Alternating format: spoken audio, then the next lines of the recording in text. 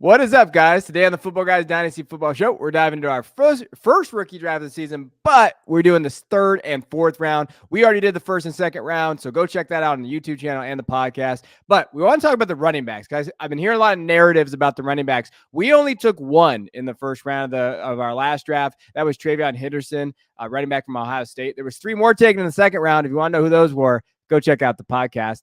But only 4 guys taken, and I'm looking at the board. I'm the only one that took them. So we're not going to have me start this conversation. But I've been hearing a lot of narratives about the running back class not being good. You know, Jeff, it's January. People are talking about this being the worst class they've ever seen. Are these narratives getting a little out of hand for the running back class? There's going to be productive players in this class, and I am fully confident on that from what we've seen from running backs in fantasy. I mean, was Kyren Williams bad in his class? I mean, he kind of ended up draft capital wise, but you're pretty happy if you made that pick now. I think the narrative spins out of that because the strength of the other positions in this class. You're looking at Caleb Williams has been talked about for nearly 2 years at this point now. Brock Bowers is in a similar situation at tight end from Georgia. When you look at the wide receivers, Marvin Harrison Jr., again, another one of those guys. And so you've got 3 guys at the top of the other positions that quote unquote are generational prospects.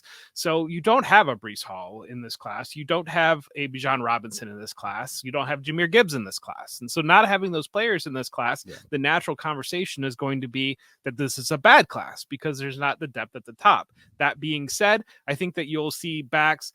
There will be backs on day 2 of the draft, but I think round 4 is really going to be littered with backs because I think a lot of these guys can contribute within they can work within backfields, they can work within rotations, and they can have very, very valuable roles. And so I think that what we did in this mock draft is the right way to attack it because we attacked that value at quarterback, that value at wide receiver early. I mean, as me and Christian, not Kevin, obviously, but we attacked that value early. And now you're going to find those running backs that I think that we have a lot of confidence that are going to be fantasy contributors. And again, like I mentioned, that Kyren Williams point, these players that they step up into roles and we just don't know what those roles are going to be. Those opportunities are going to be.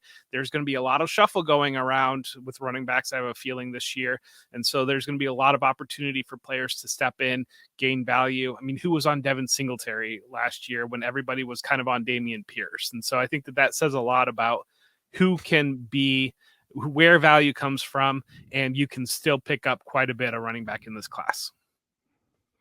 I actually think that the lack of a top end guy is going to just generate value even through the draft, because I think certainly as we get into this third round, we attacked running back very hard here. We all went pretty crazy in the third round on running backs, but we do know that when there are day 2 picks, that value will bump up. That's just going to create value at the other positions too. I think you're going to get good depth wide receivers in the third round. If some of these running backs bump up, it's just going to be a good thing. And I always say, a running back class is not necessarily bad. It's just we don't have all the information that we need on all of these running backs. Now, I have a few backs in this class that I'm willing to make bets on at this moment, but I would much rather make those bets on wide receivers if I don't know these landing spots, if I don't know the situation that they're going to. And so that's what kind of kicks these guys to the third round. But I would not classify this class as bad. I would just say that it's deep with a lot of guys who could contribute, and we just need more information. The difference between this class and other classes, Jeff was pointing out, like the top end guys, is that this class depends on opportunity so much more. Where they go, what's their landing spot, where's their opportunity. That's when you're going to be able to highlight a lot of these guys. Now, the question you're going to have to get into is if these guys land into great opportunities, does the talent mean you're going to draft them in the late first? And that is where you're going to get into like the tougher margins of your rookie drafts. Where are you going to draft these guys if they land in these great opportunities? And then you're like, oh yeah, of course they're going to get the volume. And that's where you can get yourself in tricky situations if you're taking a running back with a really good opportunity ahead of maybe one of these wide receivers that we really like. So like there is some nuance to that. I think there's going to be, as we play, the system plays out, but no, draft capital opportunity production is coming there. And I think that's when you look at the running back class. Don't make definitive marks in terms of this running back class right now. It's January. We're still have a ton of process to go through. We got the hype videos of the Senior Bowl coming. I'm so excited for that. And with the Rockets and all that kind of stuff, we'll get all that on social media. Like, we're going to see all those great one-on-ones against linebackers where they make them fall and like, oh, that's a pass catcher. He's really not, but we like the one-on-ones in space with the linebackers. Like, we're going to see those things. So they're definitely going to come, but there is a ton of talent here. And as we dive in here in the third round, I think we had almost a 12 running backs taken in the next 2 rounds that we're going to be diving into. And we're going to be talking about sleepers. You all love your sleepers. We're going to be giving you guys these sleepers that we've watched for basically their entire careers. We're going to be able to dive in the good, the bad, and the ugly on these prospects and go in it just like that. But before we do move on, take a moment to like the video, subscribe to the channel so you never miss an episode. Comment below if you have any questions, trades, or thoughts on any topic that we cover.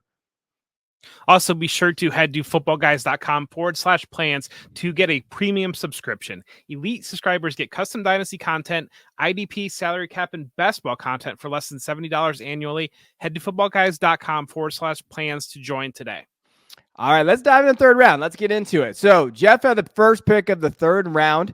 And we go running back here. We're going to have 8 running backs in a row. So we're going to be running back heavy talking about these guys. So Jeff, apparently this is your running back ahead of this entire group. So who did you grab and why? I grabbed Braelon Allen here, and I think that it's really just a lot of the reason is a value play. When I look at, I'm seeing people that are putting Braelon Allen as a first round player right now in this class. And if you are more inclined to the number side and you look at the production profile, I understand why you'd get there. He's a very young prospect. He's been a contributor since moment one in Wisconsin. Wisconsin has a great history and tradition of turning out running back prospects. He's big. And so that's always a nice little additional thing to add on top of that. It just kind of feels like a value play. While we might have our reasons, especially our reasons why he's in the third round in our mock and he's in the first round in maybe some other people's rankings. And that is what that is. I'm still concerned about the pass catching. I'm seeing a lot right now that he's an improved pass catcher. Well, on paper, they threw him the ball more, but nothing was downfield. They simply just threw him the ball more in Phil Longo's offense. They put a new offensive scheme in, and he caught a little bit more 2- and 3-yard passes out of the backfield. That doesn't mean he's an improved pass catcher. And I think that when I flashed to that, I always think of Travis Etienne at Clemson, and he came back that next year to be quote unquote an improved pass catcher. But if you watch the way Clemson was functioning with Travis Etienne, they were still using him on screens. They were not featuring him down the field at all. And so that's where Allen kind of steps in there. But again, I think production profile, age, those types of things are very good marks for Braelon Allen. And that's kind of why I do think that NFL teams are probably going to look at that a little bit too, and kind of, take the chance on him. I have issues with his processing as well. I don't. A lot of people I think are going to note his patience, but I think it's more that he's hesitant with the ball in his hands. And I think that's been the case. His yards after contact for a guy his size, it's not very good. And so I think there's definitely some questions about him, but with the things that you mentioned, he's one of those guys that you look at everything from an analytical perspective.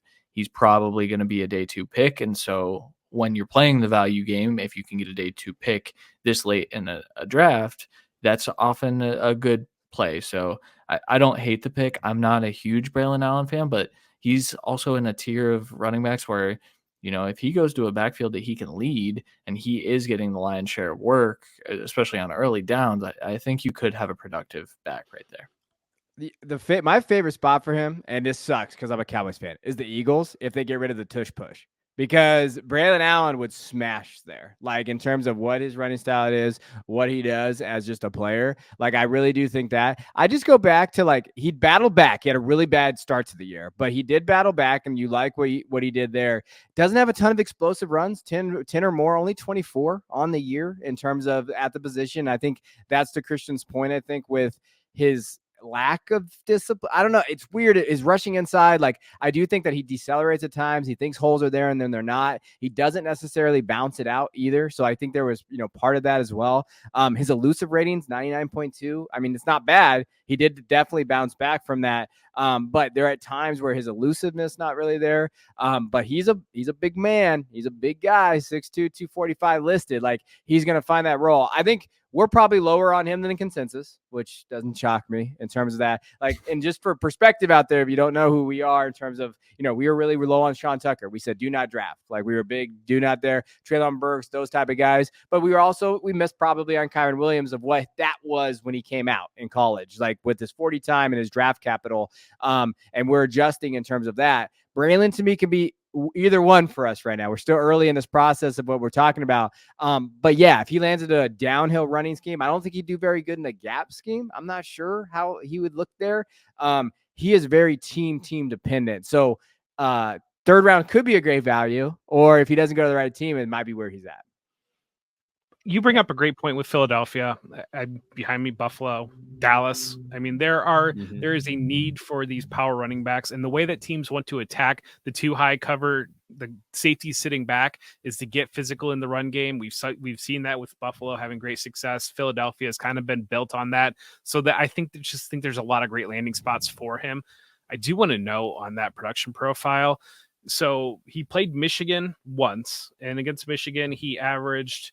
Let's see here. It is 3.8 yards per carry against Michigan, 5 carries, 19 yards. He played Penn State his very first college game, didn't touch the ball in that game. And he played Ohio State twice.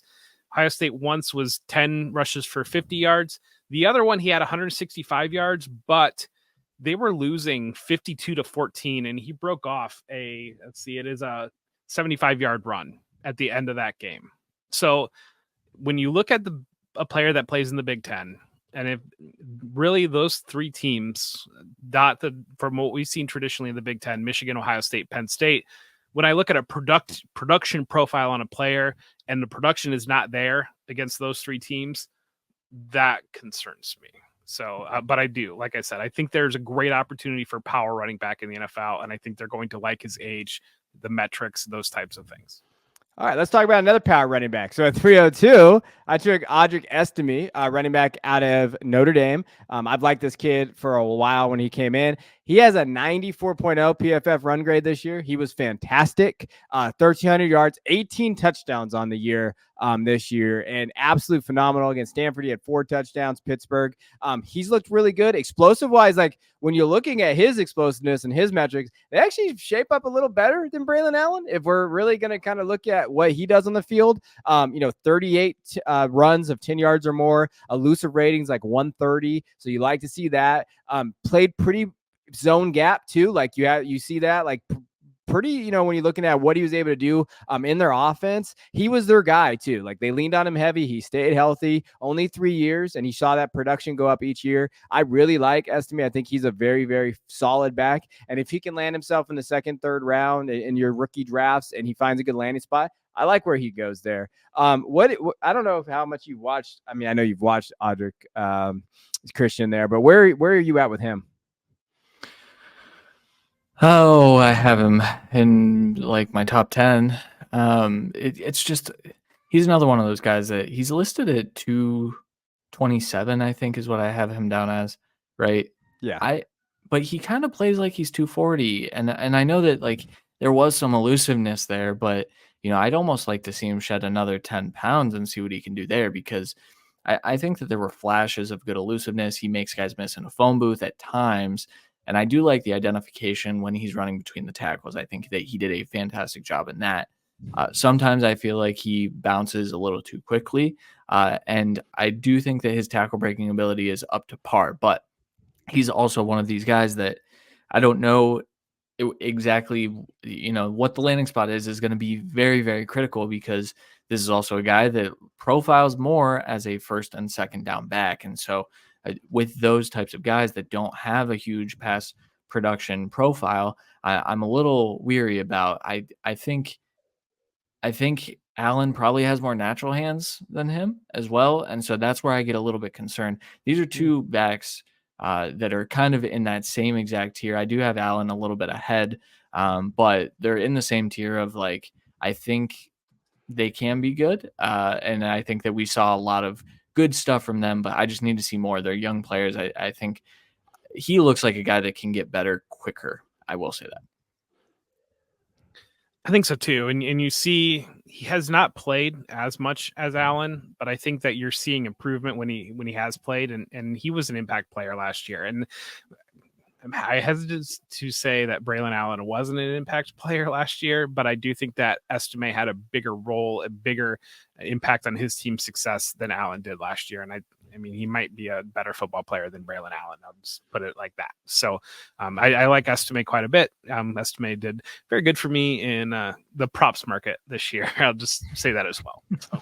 Yeah, and when you're looking at it from his high school perspective, I pulled up his high school stats because I just have these things. Only 30 catches in his entire high school career too. So when you're talking about his pass catching, a lot of these guys in this range that we talk about, they're kind of one-trick ponies a little bit in terms of, either their first and second down guys, or like their pass catching specialists. Hey, where are you at? So like I think that's going to be the tough part.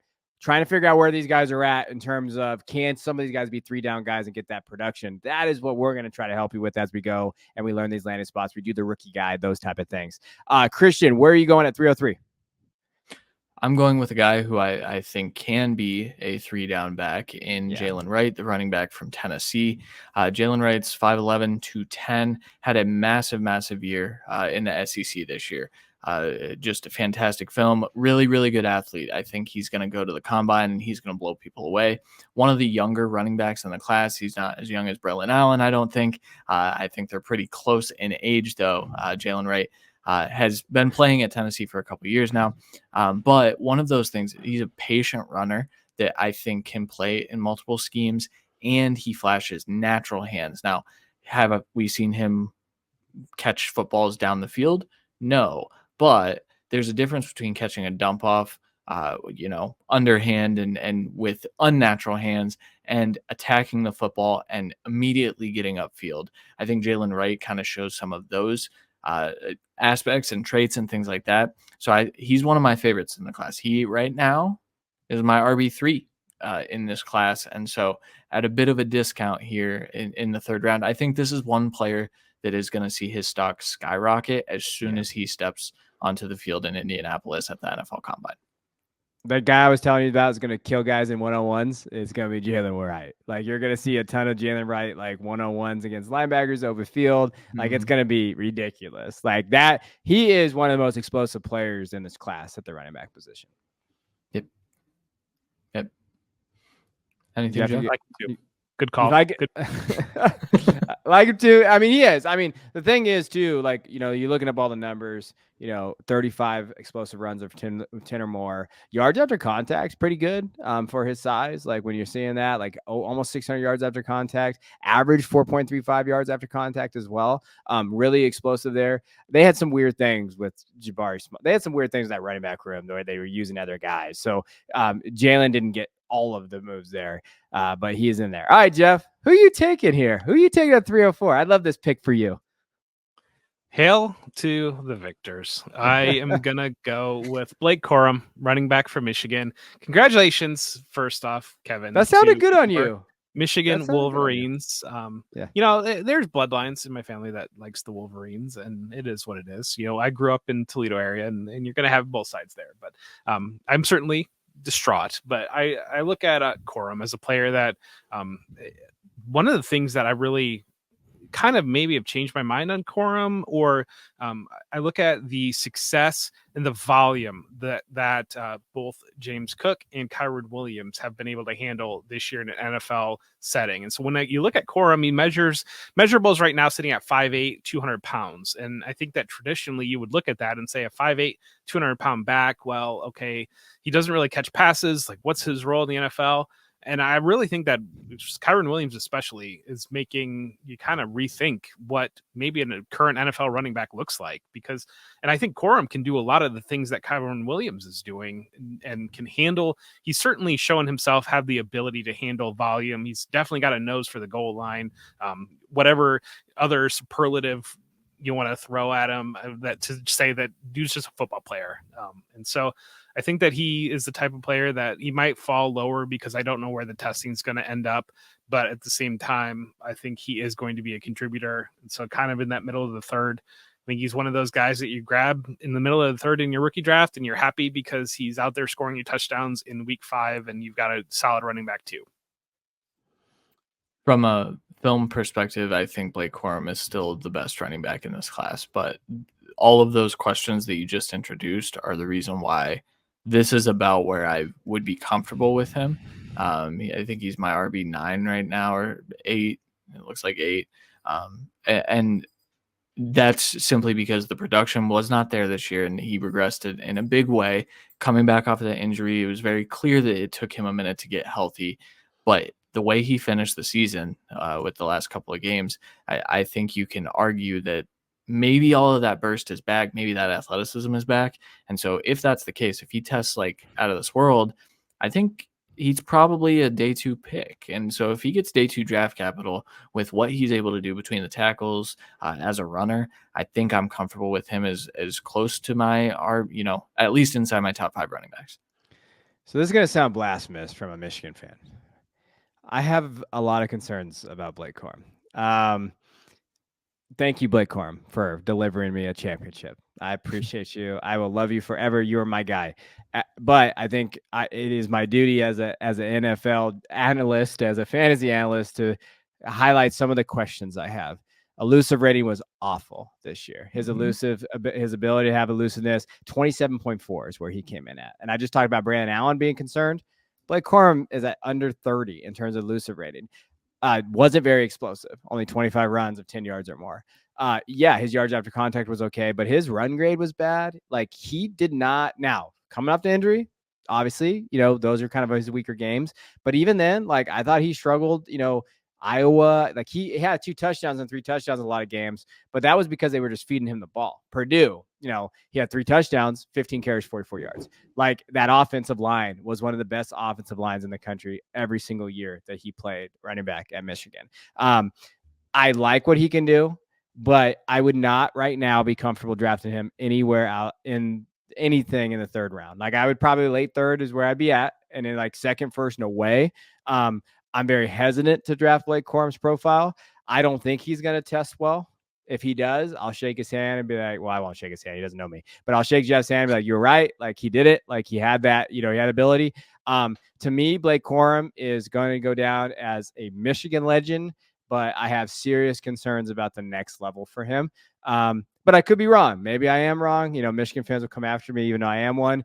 But I'm very hesitant. Maybe that's what it is too. I don't want to be a homer and say like, oh yeah, I love this kid. I love the way he runs. But I still think his other back, Donovan Edwards, is still a better running back for the NFL than Blake Corum. And I know it's probably blasphemous to say, but I'm very concerned about Blake Corum's profile.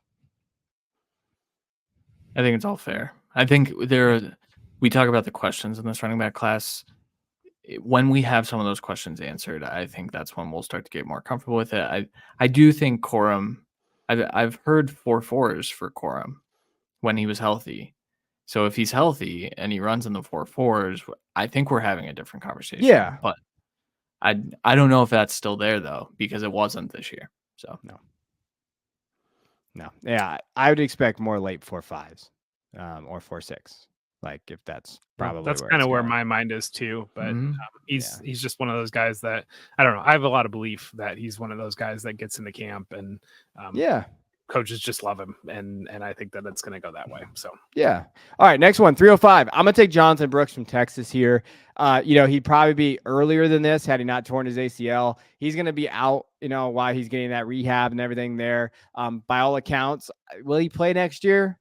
I don't know. Maybe towards the end of the year. Assuming, I'm just trying to think of like, these guys bounce back so fast that he could maybe come back there late October, November, in that range. 3-down guy though. Like, Jonathan Brooks is a 3-down running back. Like, pass catching.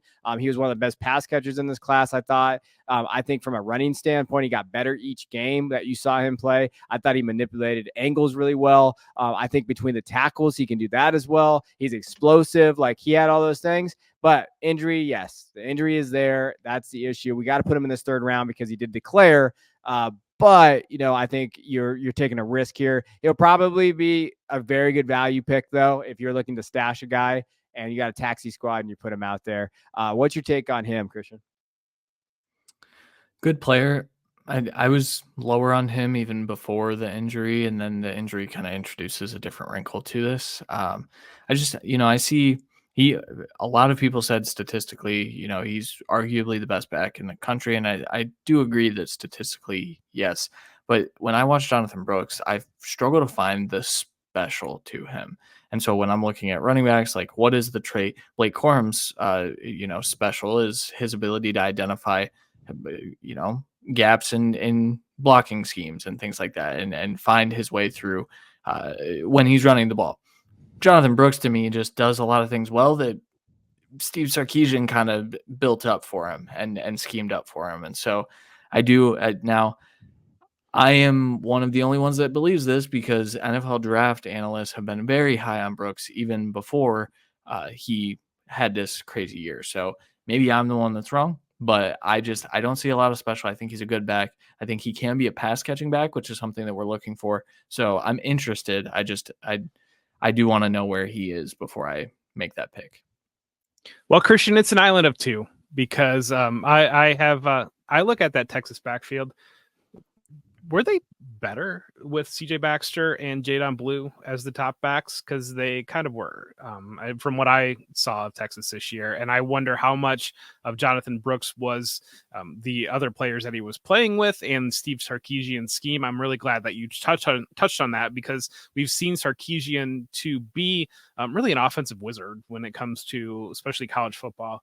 And like I said, I think that they didn't lose anything, if not gained, by having Baxter and Jadon Blue as those top two backs in that backfield. And those are two guys that I do think flash and have some of that special ability there. And so I think that when you look at Jonathan Brooks, I mean, it's a perfect storm of our eyes were already there in that Texas backfield because of John Robinson last year. I think we've got a great offensive coach. We've got a great offensive scheme going on there. We have a very strong team that was better than every other team that they played for the most part this year. And when he left the game, they lost nothing in that backfield. See, I would disagree vehemently with that. I think if they had Jonathan Brooks against Washington, they win that game. I think Cedric was not very good. If you look at Cedric's numbers, I don't think he was explosive. I will give you Blue. Blue was very good. So Blue was good there, but I'm not giving you CJ because I look at CJ like I actually think he needs to step up. Freshman, man. Yeah, okay. Well, running backs at the position, I mean, true freshman, we've seen those guys pop off pretty well. Like, I think he's fine, but I would do Jaden 70, CJ 30. I do think Brooks was pretty good, though, down the stretch. I mean, before he got injured, when you see those TCU Kansas State games, this guy, production-wise, yeah, he was out there putting it up. But to me, it comes down to pass catching. He can do that. I'm surprised he came out.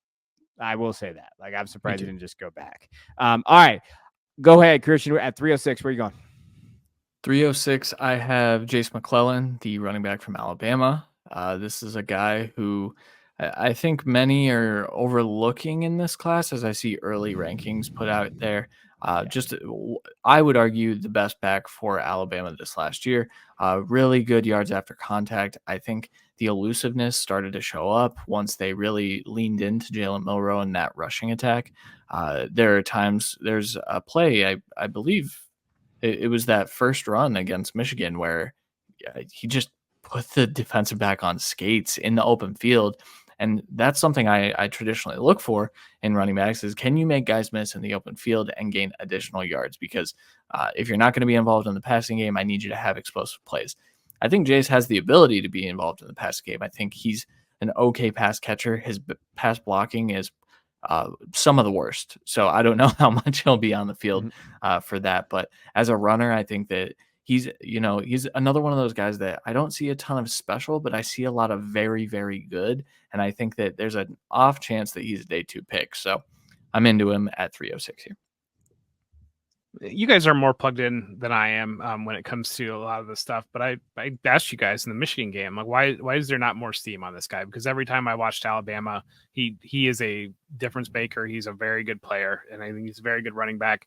And I think this is a good pick here, Christian. Thank you.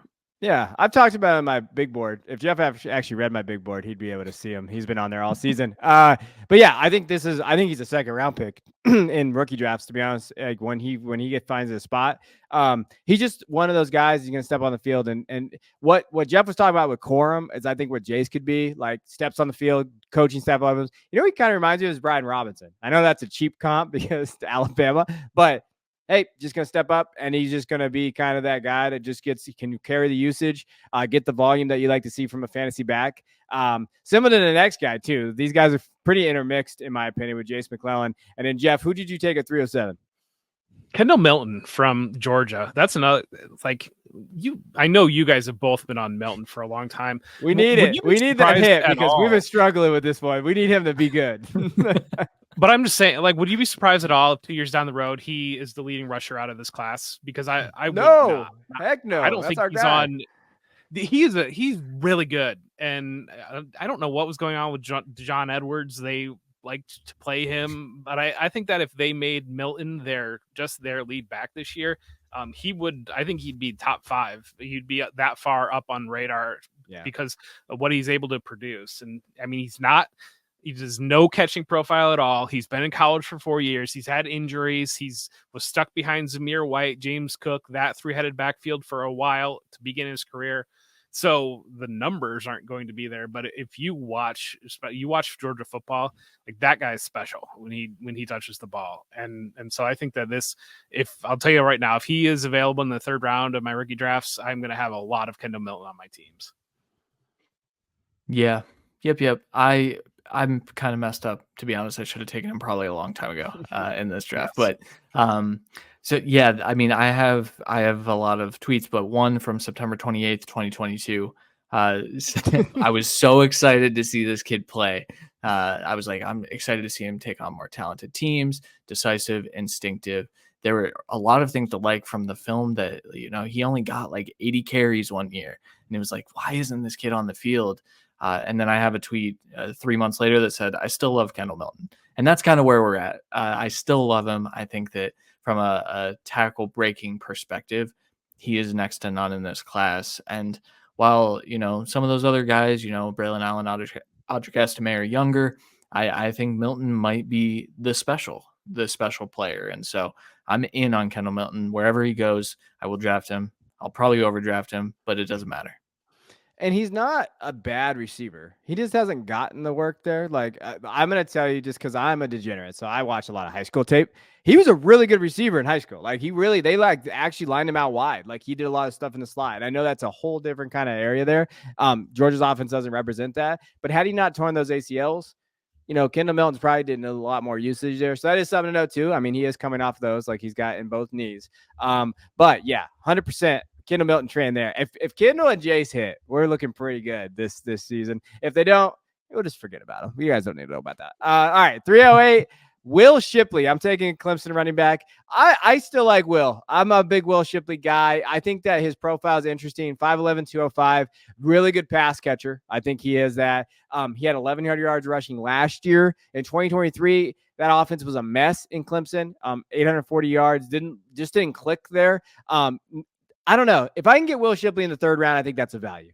Where he was going at last year, you know, early 2nd, not a value. But Will Shipley, you know, he's fine. Don't let anybody comp him to CMC for this offseason for, you know, obvious reasons. He is not he is not CMC. He's definitely Will Shipley just by himself. But I think he could be a competent back. I don't know, like with Will, if you're really looking at like a dominant guy, but I definitely think he could have some value in PPR leagues. I think that you can plug and play. And if you're looking for that, that's kind of what I look like, you know, with Shipley. You made it there at the end. PPR value. I think he's probably one of the better pass catchers out of this class. Yeah, I'm not in love with his ability as a runner. I was more in love with it when he was in high school. And he's a little shifty though. Like there's some shiftiness there. There is like every time. It's just like I didn't see a lot of the bursts this year. Like I just felt like he was moving in mud, and so the year before it was good, and that's why his value was where it was at. So maybe it was just like a nagging injury that we don't know about, and maybe that's part of it. So those are our running backs. We had 8 running backs off the board there. Now we're going 309. Christian, where are you going? Devontez Walker, the wide receiver out of North Carolina. We clearly are lower on him than most other people. I have seen him in first round NFL draft mocks, though. I do want to throw that out there, that there is some NFL draft hype around this kid. He's a size speed freak. You're going to see a lot of comps to Christian Watson. I think that makes a ton of sense. I think Tez probably isn't as athletic as Christian Watson, and I think he has worse hands coming out, which is kind of tough to do because Watson was a really raw prospect. There's not a whole lot of separation on his film. And after killing him and saying all the things that he's bad at, I'm still interested if he falls to 309, because if he gains some nuance and if he gets into a system that's willing to scheme him up touches or just let him win deep with a good deep ball throwing quarterback, I am interested in that type of player as just a value add. And this might be more of those like draft him, toss him on your taxi and see what happens type of pick. But if he's getting a day 2 hype, I'm interested for sure. I got a comp, not a very good one, but is he like the Jalen Hyatt of this class? I don't think he's bigger. I think that's a good thing. Like he's over 200 pounds. Yeah. He's not as fast probably, but there's certainly, I think that's, the narrative aspect of it is that's where we're going to get. Because his ADOT is like 18.2 last year. Like his ADOT was insane. Mm-hmm. He had the big play guy. If he goes to a quarterback that can throw a deep ball, I'm much more like, I'm in. Like, okay, maybe he can get kind of behind and kind of push it. Where Hyatt went to our guy, Daniel Jones, and we saw how that kind of turned out. So, like, I do think that's where I'm looking at it from that perspective. Like, he's very, very, get him a quarterback that can throw him an accurate deep ball. Yeah. All right, next up. All right, so Walker thoughts, man. Jontavian Sanders at the 310, tight end from Texas. He is not a traditional tight end. He's a pass catcher through and through. He's not going to block a soul. But I think that it's interesting the way that we're seeing teams trend. And I've been on quite a bit the 12 formation that you're getting out a lot of teams. And especially you're seeing early receiving production out of tight ends a lot more earlier in their career than what you typically see. Dalton Kincaid is a guy that kind of sticks in my mind here, where Dalton Kincaid is not going to block somebody, but Dalton Kincaid went in the first round because the dude can catch the ball and the dude can run routes. And I think that's what kind of Sanders maybe brings at maybe a slightly lower level, but I think he might have more athleticism than Kincaid. And so that he's kind of lingering out there as the tight end 2 in this class, and especially in terms of fantasy. I don't know that he'll be the second tight end selected in the draft, because I think there are guys that are more well-rounded, able to contribute and actually block a soul. But I do think that there's some fantasy production to be had here. Yeah, he can't block. He can't. He's not a good blocker. But that being said, this tight end class is very unique and interesting in that it's definitely not as deep. And I think you mentioned that last show, Kevin, about how if you need a tight end, go get Brock Bowers. If you are willing to take some shots on tight end, this is kind of where I'd be comfortable doing it. And as we get into the 4th round, we see a few more come off the board. But I think Jontavian when he declared, whoever broke the news, I think it was Pete from ESPN, he claimed that he was a potential first-round pick, and I think that's wrong. I don't think he's a potential first-round pick. I think maybe top 75 for Jontavian. So. Yeah, his hands are suspected too. I'm not gonna go out here and say his hands are bad, but there's some drops on that tape. There's some Quinn Ewers, what the heck drops on that tape there. All right, I'm going to go. We'll wrap this up. 3-11, I'm taking Roman Wilson, Michigan wide receiver. Shout out, Rome. You're my guy. When you're looking at receiving grade, 84.5 this year. Pretty good there. Slot percentage, he's pretty much a slot guy. Sitting at 70% this year. Pretty good. Yards after, catch. He could just find a role. If Roman Wilson could just find a role, get targets, catches there. I do worry about his elusiveness and his speed and his explosiveness. He to me is more of a possession guy. I know that he had big plays, but it's more in the open field where he can just kind of go. He's a possession guy here. I've been talking about him forever. I don't know if Jeff has. I'm just kidding. Jeff's been talking about Roman Wilson for a long time. You like Rome here at the late 3rd? I do like Roman Wilson. When you took him off the board, I was a little bit frustrated because I was kind of hoping I'd be able to get him that next time around. It was playing with fire a little bit there. I like Roman Wilson quite a bit. I think he's going to be a contributor. I like the end of the third round. I think that's the right place to take him right now relative to where the rest of the class is stacking up. Big Senior Bowl opportunity here in the next couple of weeks. So. Yeah. And he's to show well at Senior Bowl. So. Oh, yeah, for sure. Another guy I think is going to show well at the Senior Bowl, Ainias Smith, wide receiver out of Texas A&M, 795 yards this year. Just came back. Yeah, I think he had an ACL. It was a knee injury, I believe, that prevented him from coming out last year. Comes back, looks healthy, really strong hands, really fluid mover, very much so a slot wide receiver that probably needs schemed up touches. This is one of those where I'll throw a dart now and see if he gets to a creative offensive coordinator. I think that there's some Wan'Dale Robinson to his profile.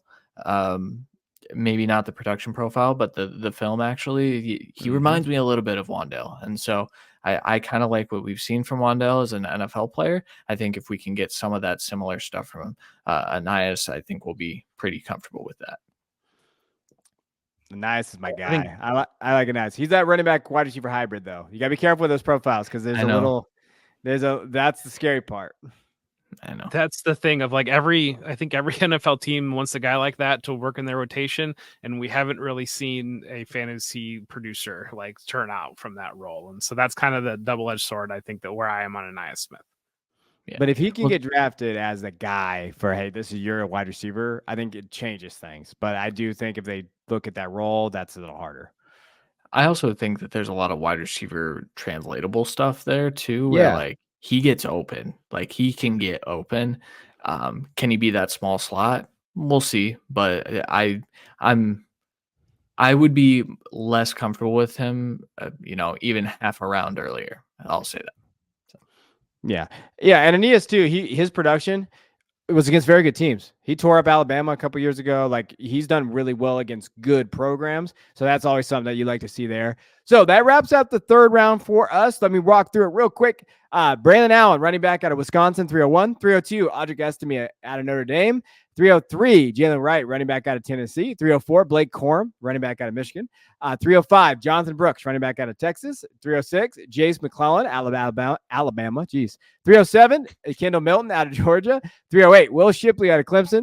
309, Tez Walker, wide receiver for North Carolina. 310, we had Jatavian Sanders, tight end from Texas. Then we had Roman Wilson and Ainias Smith to wrap up the 311 and 312 of our third round. And the full version of every show can be found on Apple Podcasts, Spotify, or wherever you get your podcasts. We are about to go hit the fourth round. So we are doing a full 4-round mock draft between last episode and this episode. So make sure you head over to your favorite podcast app, search up the Football Guys Dynasty Football Show, and subscribe over there.